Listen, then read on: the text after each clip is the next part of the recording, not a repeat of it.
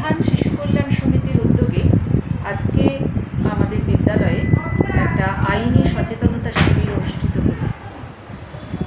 5 থেকে 12 পর্যন্ত ছাত্রীরা এবং তাদের গার্জেনরা এই শিবিরে উপস্থিত ছিলেন।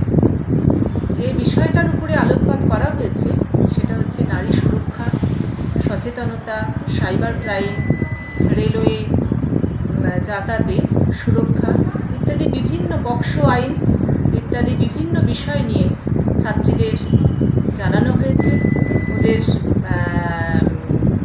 যে সমস্ত সমস্যাগুলোর মুখোমুখি ওরা প্রত্যেক দিন হয়, যৌন নির্যাতন এবং সেই সমস্ত বিষয় থেকে সুরক্ষা তারা কীভাবে পাবে এবং বিহান শিশু কল্যাণ সমিতি এর জন্য তারা এগিয়ে এসেছে তাদের সাহায্যার্থে, এই সমস্ত বিষয়টা নিয়ে একটা বিশদ আলোচনা এবং তার প্রতিকারের উপায় তারা এখানে তুলে ধরেছে।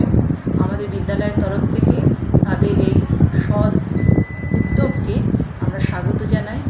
আমাদের যে বিভ্রান্ত এবং যে সমস্ত পরিবারের মেয়েরা এই ধরনের সমস্যার মধ্যে আছে, আমরাও অনেক সময় তার থেকে উঠে আসার রাস্তা পাই না।